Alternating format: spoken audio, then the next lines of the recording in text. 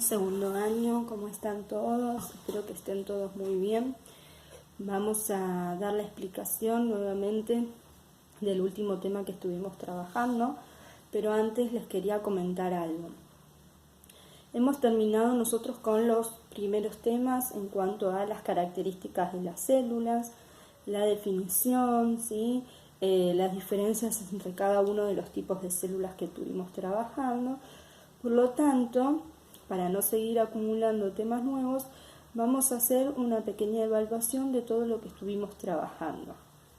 Ustedes me dirán cómo podemos hacer una evaluación a distancia. Sí se puede.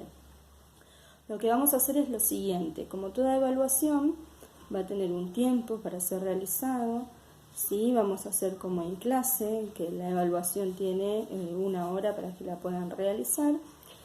Es decir, que la semana que viene, el lunes, yo en vez de subirles un video con actividades, les voy a subir una evaluación. ¿En qué va a consistir esta evaluación? Obviamente ustedes van a tener que estudiar, ¿sí? Porque si no, no la van a poder resolver. Ustedes me dirán, sí, pero a la distancia me puedo fijar en lo que estuve haciendo y listo.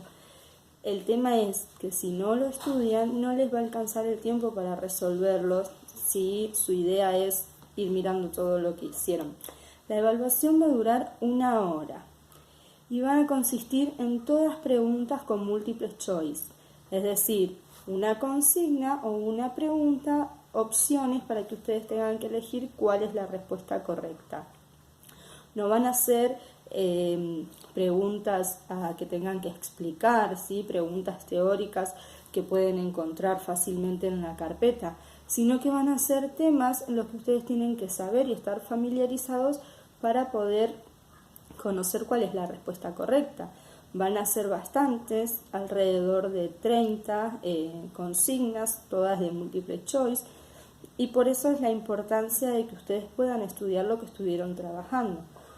Todo lo que se va a evaluar es lo que estuvieron recolectando en las últimas actividades que estuvimos haciendo, desde el día 30 de marzo hasta el 27 de abril, que fue lo último que hicimos del transporte a través de la membrana plasmática.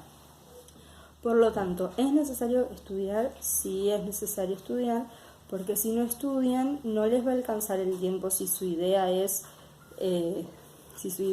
fijarse las respuestas en la carpeta, ¿sí? Entonces es necesario que estudien para que ustedes en esa hora puedan resolver sin ningún tipo de inconveniente las consignas planteadas. Entonces, la aplicación de Edmodo tiene una función en donde se pone un tiempo para la realización y entrega de actividades. De esta forma yo lo voy a hacer. Voy a programar que la evaluación aparezca en la aplicación el lunes a las 10 de la mañana y hasta las 11 de la mañana Edmodo les va a recibir las respuestas a ustedes. Una vez que se cumplen las 11 de la mañana, la aplicación no les va a permitir que puedan enviar sus respuestas, ¿sí? Por eso es importante que estudien, así en esa hora pueden realizar todas las respuestas. Para el que estudia, la hora le va a alcanzar muy bien. Para el que no y pretende buscar las respuestas en la carpeta o en otros medios, no le va a alcanzar el tiempo, ¿sí? Entonces, la evaluación va a ser todo de múltiple choice. Yo obviamente les voy a pasar las consignas. No hace falta que ustedes escriban y copien toda la evaluación para resolverla, porque ahí sí que no les alcanzaría la hora.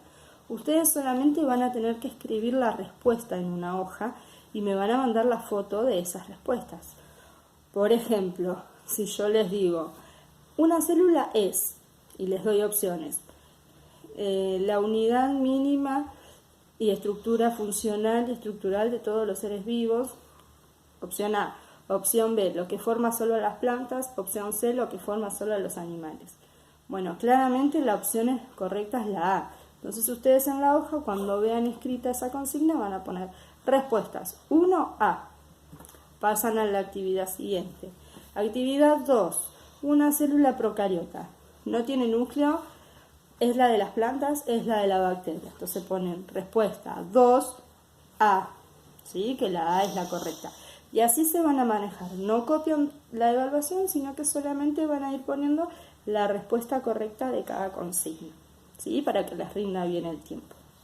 Entonces, eso con lo que respecta a la evaluación. Necesito que por favor sean responsables, si están durmiendo hasta tarde que se pongan la alarma, ¿sí?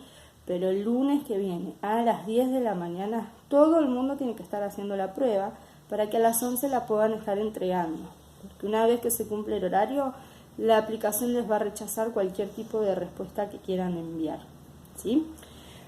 Vamos a explicar rapidito el último tema para que se saquen las dudas, porque quizás era un tema nuevo y no lo pudieron terminar de entender. Entonces vamos a hacer una última explicación. La última vez habíamos estado trabajando acerca de el transporte a través de la membrana plasmática de las células. Y habíamos dicho que existen dos tipos de transporte: el transporte pasivo y el transporte activo. El transporte pasivo es aquel que se va a dar a favor del gradiente de concentración. Es decir, que las moléculas que se trasladan se van a trasladar desde el lugar de mayor concentración hacia el de menor concentración. Eso quiere decir que vayan a favor del gradiente de concentración.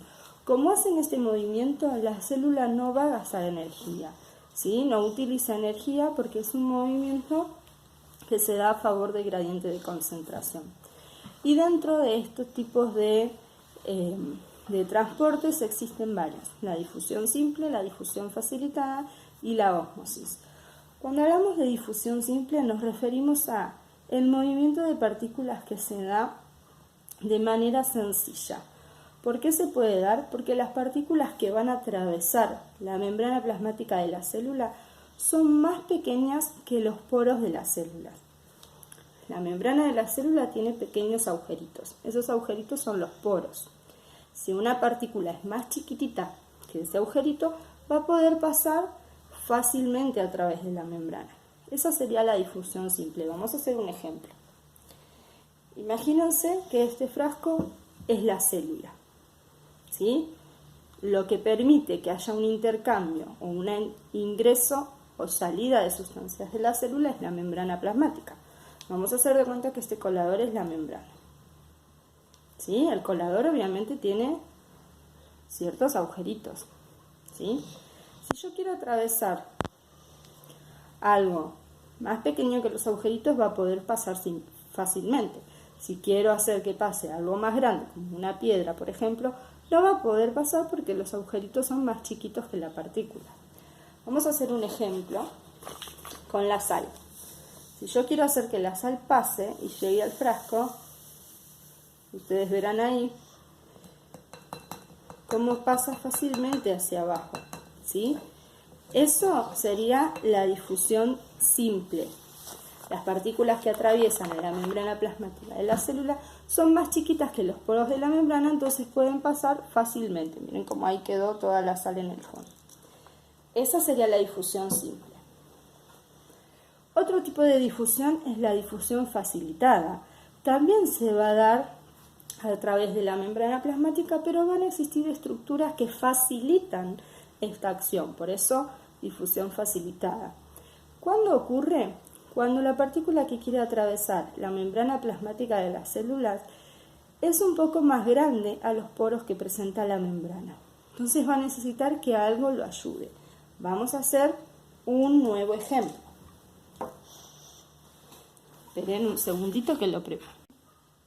Bueno, ahora sí, sigamos. Entonces estábamos en el ejemplo de la difusión facilitada, que habíamos dicho que hay una estructura en la membrana que le va a permitir o le va a ayudar a la partícula que quiera ingresar o salir de la célula. Un ejemplo de este tipo de transporte es el ingreso de la glucosa a las células de nuestro cuerpo. Ustedes saben que cuando nos alimentamos, todos los nutrientes que nuestro cuerpo recibe tienen que llegar a la célula para que la célula libere energía y nuestro cuerpo funcione. Esos nutrientes llegan a la célula en forma de un azúcar que se llama glucosa. Pero ¿qué pasa? La glucosa tiene un mayor tamaño a los poros de la membrana plasmática, es decir, que no puede ingresar a la célula por difusión simple, no puede ingresar directamente. Entonces, para ingresar cuenta con la ayuda de una hormona que se encuentra en la membrana plasmática de las células que se llama insulina. La insulina va a encargarse de hacer que la glucosa pueda ingresar a las células. Por eso, una persona diabética se le acumula el azúcar en sangre. Una persona que tiene diabetes dicen que tiene azúcar en sangre. ¿Por qué pasa eso? Porque una persona diabética tiene poca producción de insulina. No tiene aquello que le va a permitir a la glucosa poder ingresar a la célula. Entonces, como tiene poca insulina, la glucosa no puede ingresar a la célula y se empieza a acumular en la sangre. Por eso hay muchas personas que se inyectan esta insulina para que las células puedan tener aquella hormona que le va a permitir a la glucosa poder ingresar por difusión facilitada. Hagamos un ejemplo. Yo tengo acá el mismo frasco que le mostré hace un rato, ¿sí? Con otra membrana. ¿Sí? Le puse una tela, que esa tela va a simular la membrana plasmática. Si yo quisiera que la sal pueda ingresar nuevamente como hicimos hace un rato, verán que no se puede. Queda toda la sal acá arriba, miren ahí. No, mami. ¿Sí? Queda toda la sal ahí. ¿Por qué ocurre eso? Porque los poros que tiene esta tela es mucho más finito que los granitos de sal. Por lo tanto, la sal no puede ingresar. Esto es lo que ocurre en la membrana de una célula cuando una partícula es mayor a los poros de la membrana plasmática. No puede ingresar fácilmente. Pero en la membrana existen proteínas, que justamente se llaman proteínas de membrana, que pueden ayudar a que estas partículas ingresen. Yo acá voy a representar la proteína con esta bombillita, ¿sí? Hagamos de cuenta que esto es una proteína de membrana. ¿Qué va a hacer aquella partícula que no pueda ingresar fácilmente atravesando la membrana? Va a ingresar por estas proteínas. Las proteínas van a actuar como si fuese una puerta que cuando llega la partícula que quiere ingresar, se abre, permite su ingreso y la libera hacia el interior de la célula. Si yo quisiera que estas partículas ingresen, las partículas ¿qué van a hacer? Van a buscar donde esté la proteína porque hay un mayor tamaño, hay un canal por el cual pueden ingresar. Fíjense ahora.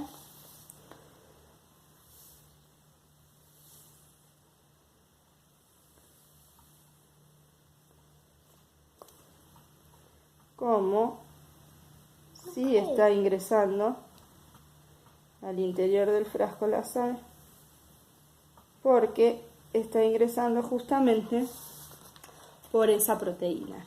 De la misma forma actúa la difusión facilitada. Las moléculas que son mayores a los poros de la célula no ingresan fácilmente, sino que buscan una proteína que les permita tener un ingreso.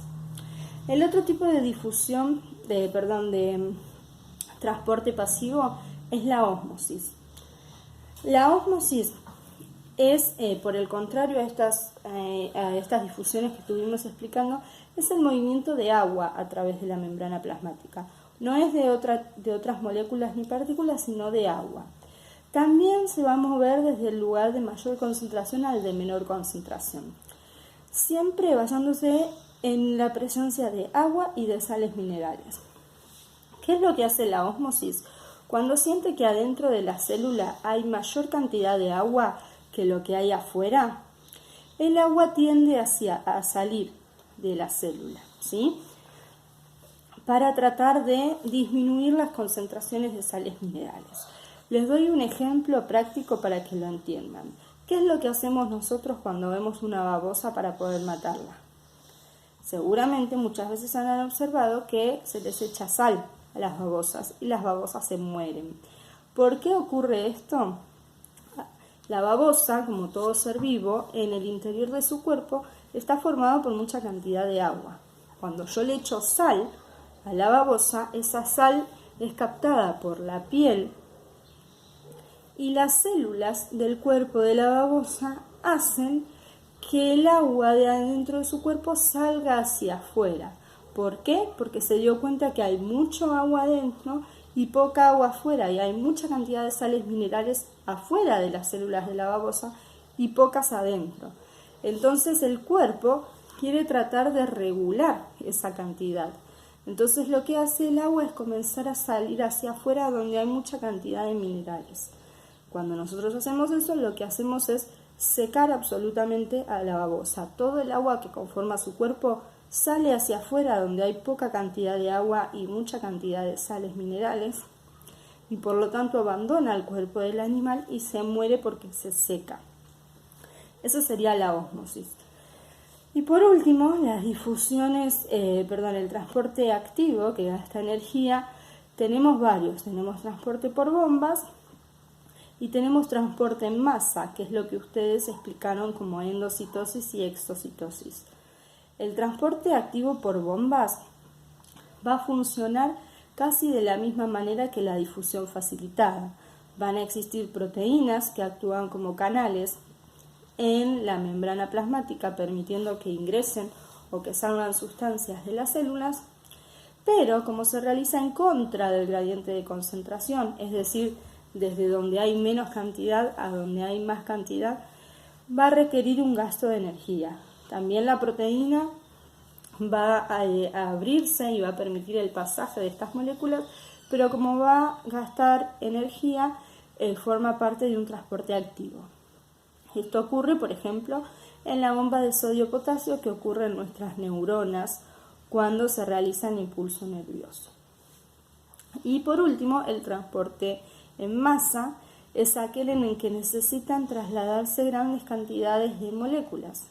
En este caso, estas partículas o moléculas llegan a la membrana plasmática de la célula, no pueden pasar directamente porque son muchas, entonces la célula lo que hace es, si esta es la membrana, llega la partícula y la empiezan a empujar, la membrana se empieza a hundir, hasta que forma como una bolsita que se llama vesícula, y en su interior van a estar todas las moléculas que tienen que llegar al interior de la célula.